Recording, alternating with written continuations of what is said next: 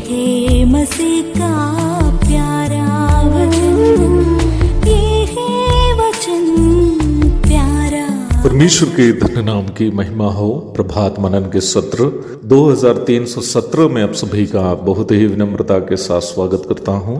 आइए आज के मनन के लिए हम पढ़ते हैं याकूब अध्याय 5 पद 19 और 20। हे मेरे भाइयों, यदि तुम में कोई सत्य के मार्ग से भटक जाए और कोई उसको फेर लाए, तो वह ये जान ले कि जो कोई किसी भटके हुए पापी को फेर लाएगा, वह एक प्राण को मृत्यु से बचाएगा और अनेक पापों पर पर्दा डालेगा। याकूब की पत्री के अंतिम अध्याय के अंतिम पदों की ओर जब हम आते हैं, हमारा उद्धार का सर्वोत्तम अथवा सबसे उच्च स्तर के प्रदर्शन पर चर्चा करते हुए याकूब पत्री की परिसमाप्ति कर रहा है। बीते दिनों में हम इस पत्री के विभिन्न अध्यायों से गुजरते समय विभिन्न परिप्रेक्ष्य से हम पत्री को समझने की कोशिश कर रहे थे। उसमें सबसे महत्वपूर्ण परिप्रेक्ष्य ये थी कि याकूब अपनी इस पत्री के द्वारा ये समझाने की कोशिश कर रहा है कि वास्तविक उद्धार कैसे दिखाई देता है। How does genuine salvation be exhibited? हम इस पत्री से देख रहे थे कि कष्टों के प्रति हमारी प्रतिक्रिया, वचन के पालन के प्रति मनोभाव, कलीसिया के गरीबों के प्रति हमारी संवेदना, सेवकाइयों के प्रति मनोभाव, जीभ का उपयोग, संसार के प्रति मानसिकता आदि हमारे विभिन्न व्यावहारिक गतिविधियों से ये दिखाई देता है कि हम वास्तव में उद्धार पाए हैं या नहीं। उद्धार विश्वास से ही केवल प्राप्त कर सकता है, परंतु याकूब यह समझा रहा है कि विश्वास से पाए जाने वाला उद्धार हमारे जीवन में कैसे दिखाई देता है। पत्री के इन अंतिम पदों में याकूब ये समझा रहा है कि उद्धार का सर्वोत्तम प्रदर्शन क्या है। What is the ultimate exhibition of genuine salvation? And that is the compassion we must have for a sinner who strays from the truth. वो इस अनुकंपा या सहानुभूति ही है जो सत्य से भटके हुए एक पापी के प्रति हमारे अंदर होना चाहिए। मैं इसे उद्धार का सर्वोत्तम प्रदर्शन करके बोलने का कारण यह है कि परमेश्वर के प्रेम का सर्वोत्तम प्रदर्शन पापी मनुष्य के प्रति उनके प्रेम ही है। यूहन्ना 3:16, रोमी 5:8, पहला यूहन्ना 4:9 और 10। संसार में प्रभु यीशु मसीह के 33.5 वर्षों के जीवन का मूल कारण भी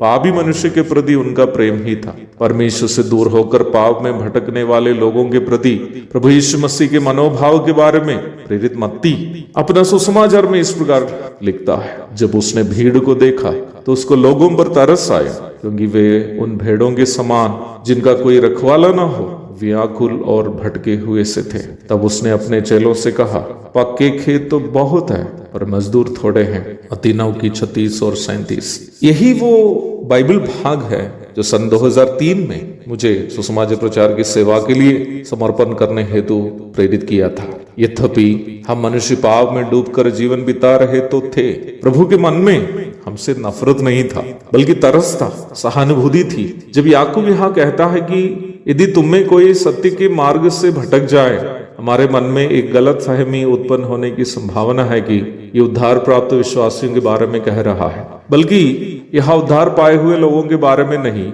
यहाँ ऐसे लोगों के बारे में बता रहा है जो सच्चाई की पहचान प्राप्त करने के बाद जानबूझकर पाप करते रहते हैं, जिसकी चर्चा इब्रानी 10:26 में की गई है। याकूब यहाँ ये बात स्पष्ट करना चाह रहा है कि उद्धार का सही अनुभव हमें न केवल सुसमाचार प्रचार में सहभागी होने के लिए प्रेरित करता है, बल्कि हमारे साथ संगति करते रहे लोग जिसका वास्तविक उद्धार का अनुभव प्राप्त नहीं है और हमारी निंदा करते हुए संगति से दूर हो गए हो, उनको भी जाकर मिलने और उन्हें उद्धार के अनुभव की ओर लौट लाने के लिए हमें प्रेरित करता है।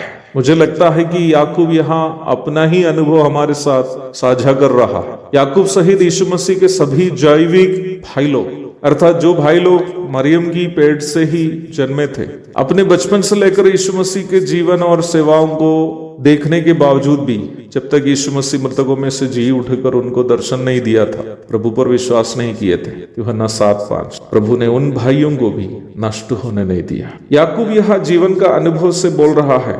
उद्धार का सर्वोत्तम प्रदर्शन वो सहानुभूति और अनुकंपा ही है जो नाश होने वाले पापियों के प्राणों के प्रति हमारे अंदर होना चाहिए। सुनने वाले प्रिय भाई बहनों, उद्धार का सही अनुभव में जीवन बिताने वाला एक विश्वासी सुसमाचार प्रचार की सेवा से अपने आप को कभी भी दूर नहीं रख पाएंगे। एक प्रचारक के रूप में हो, यदि आपको उसके लिए बुलाहट हो, नहीं तो प्रचारकों की मदद या प्रोत्साहन करने के द्वारा हो, या स्वयं अपने करीबी लोगों के साथ सुसमाचार को साझा करने के द्वारा हो, कैसे भी क्यों ना हो, यदि आपके अंदर उद्धार का सही अनुभव हो तो आप सुसमाचार प्रचार की सेवा में सहभागी अवश्य होगा। इसी के साथ याकूब की पत्री का ये संक्षिप्त अध्ययन यहाँ समाप्त हो रहा है। ये मनन आप तक पहुंचते समय मैं नेपाल के चितवन जिले के जंगली क्षेत्र के अंदर कहीं होंगे। यदि सेवा को पूरी करके सुरक्षित बाहर आ पाएंगे तो पुनः पत्रस की पहली पत्री के साथ मैं आपके पास आऊंगा। प्रार्थना करते रहना भूलिएगा नहीं।